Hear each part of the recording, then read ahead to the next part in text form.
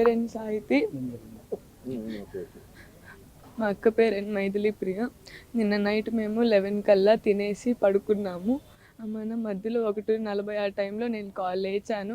తీరా మా అక్క పక్కన లేదు.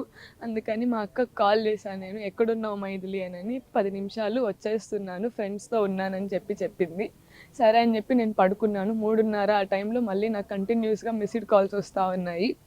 తీరా ఎవరని చూస్తే నిఖిల్ కాల్ చేసి మీ అక్క ఇలా పడిపోయింది, మీ మమ్మీకి ఫోన్ చేసి వచ్చి తీసుకోబోండి అని చెప్పాడు. మరి ఏమైందని చెప్పి ఆదరాబదరా వెళ్ళి చూశాను. అప్పటికి పడిపోయి ఉంది, కూర్చోంది మెట్ల మీద. ఏమైంది మైథిలి లేయి అంటే పలకరించాను, పలకలేదు. బాడీ పట్టుకొని చూస్తే కూల్ అయిపోయింది. అమ్మ ఏమైంది, మా అక్కకి ఏమైందని చెప్పి గట్టిగా అడిగితే నేను గొడవల్లో మీ ఇద్దరం గొడవ పెట్టుకున్నాం, ఆ గొడవల్లో కత్తితో నేనే పొడిచి చంపేశానని చెప్పాడు. నేను ఎందుకు ఇలా చేశారని చెప్పి నేను ఇంకా మా అమ్మకు ఫోన్ చేశాను. మా అమ్మ బయలుదేరింది. ఈ గ్యాప్లో మా రూమ్ కింద ఆంటీ హెల్ప్ తీసుకొని పైకి వెళ్ళి చూశాను. ఆంటీ కూడా చూసి అసలు ఏమైందని చెప్పి ఆమెను బాడీ పట్టుకొని చూస్తే లేదమ్మా, స్పృహలో లేదు అని చెప్పారు. మా పేరెంట్స్ వచ్చి చూశారు, అమ్మాయి లేదు, చనిపోయింది. ఈ హత్యలో ఆ అబ్బాయి చెయ్యి ఒక్కటే లేదు. మాకు చాలా మంది మీద అనుమానంగా ఉంది. దయచేసి మా అక్క హత్యకి న్యాయం చేయండి, వాళ్ళు కఠినంగా శిక్షించండి. మేము పోలీసుల్ని నమ్ముతున్నాం, దయచేసి కఠినంగా శిక్షించండి. అయితే ఆమెను గదికి పిలిపించి నమ్మించి గదికి పిలిపించి ఆమెతో మాట్లాడాలని ఆమెను విచక్షణారహితంగా, ఆమె ప్రేమ తిరస్కరించడంతో విచక్షణారహితంగా పొడిచి చంపినట్టుగా ఆమె చెల్లెలు ఆరోపిస్తుంది. ఒకసారి ఆ కుటుంబ సభ్యులు అలాగే ఆమె చెల్లెలు కూడా స్పందించారు, చూద్దాం. నా పేరు ఎన్ సాహితి. నేను గూడూరు ఆదిశంకరాలో 2nd ఇయర్ చదువుతున్నాను. నేను పడుకోన్నాము, తినేసి పడుకోన్నప్పుడు అక్క కూడా పడుకొనే ఉండింది నాతో పాటు. 1:46కి నేను ఫోన్ చేశాను, ఎక్కడున్నావు అని చెప్పి. ఫ్రెండ్స్తో ఉన్నాను, ఒక 10 నిమిషాలు వస్తున్నానని చెప్పింది. నిఖిల్కి కాల్ చేయొద్దు, నేను వచ్చేస్తున్నానని చెప్పింది. అమ్మన నేను ఇంకా నిద్రపోయాను. 3:33కి మళ్ళీ కాల్స్ వస్తూ ఉంటే కంటిన్యూస్గా అమ్మని కాల్ లిఫ్ట్ చేశా. 3:35కి కాల్ లిఫ్ట్ చేసి మీ అక్క ఇక్కడ ఉంది, మీ అమ్మకి ఫోన్ చేసి వచ్చి తీసుకొని పోండి అని చెప్పాడు. నిఖిల్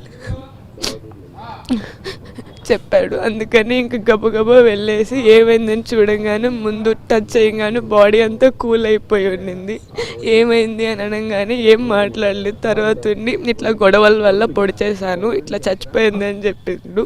అందుకని నాకు ఇంకేం అర్థం కాక కిందకు వచ్చి మా అమ్మకి కాల్ చేస్తుంటే సర్వర్ అన్రీచబుల్ అని వచ్చింది. మా బాబాయ్ గారిని కాల్ చేస్తే ఆమెను వచ్చారు, చూశారు. ఈ గ్యాప్లో వాళ్ళు వచ్చేదానికంటే లేట్ అవుతుందని ఆంటీ ఉన్నారు మా రూమ్ కింద. ఆంటీ హెల్ప్ తీసుకొని మైథిలి దగ్గరికి వెళ్తే అమ్మ అక్క ఇప్పుడు చనిపోయారున్న శ్వాస లేదమ్మా అని చెప్పి ఆంటీ నన్ను కిందే తీసుకొచ్చేసింది. ఈ లోపు ఆ అబ్బాయి వెళ్ళిపోయాడు. అంతే. బీఫార్మసీ కంప్లీట్ అయిపోయింది. బెంగళూరులో అమెజాన్లో జాబ్ చేస్తూ ఉంది. కాలేజ్ ఒకే కాలేజ్ క్లాస్మేట్స్ ద్వారా పరిచయం, ఫ్రెండ్స్.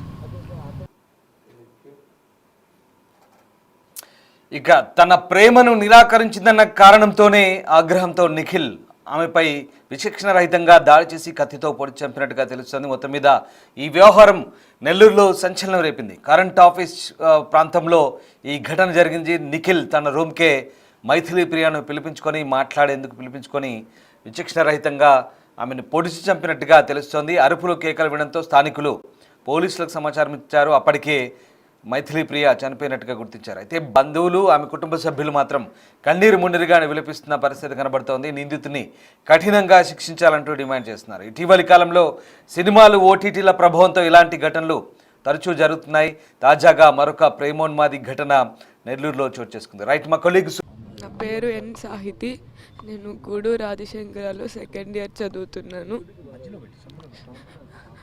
నేను పడుకోన్నాము, తినేసి పడుకోన్నప్పుడు అక్క కూడా పడుకొనే ఉండింది నాతో పాటు.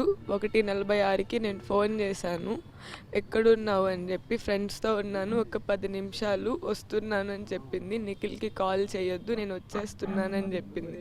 అమ్మన నేను ఇంకా నిద్రపోయాను. 3:33కి మళ్ళీ కాల్స్ వస్తూ ఉంటే కంటిన్యూస్గా అమ్మని కాల్ లిఫ్ట్ చేశా. 3:35కి కాల్ లిఫ్ట్ చేసి మీ అక్క ఇక్కడ ఉంది, మీ అమ్మకి ఫోన్ చేసి వచ్చి తీసుకొని పోండి అని చెప్పాడు. నిఖిల్ చెప్పాడు. అందుకని ఇంక గబగబా వెళ్ళేసి ఏమైందని చూడంగానే ముందు టచ్ చేయగానే బాడీ అంతా కూల్ అయిపోయి ఉండింది. ఏమైంది అని అనగానే ఏం మాట్లాడలేదు. తర్వాత ఉండి ఇట్లా గొడవల వల్ల పొడి చేశాను, ఇట్లా చచ్చిపోయింది అని చెప్పిండు. అందుకని నాకు ఇంకేం అర్థం కాక కిందకు వచ్చి మా అమ్మకి కాల్ చేస్తుంటే సర్వర్ అన్రీచబుల్ అని వచ్చింది. మా బాబాయ్ గారిని కాల్ చేస్తే ఆమెను వచ్చారు, చూశారు.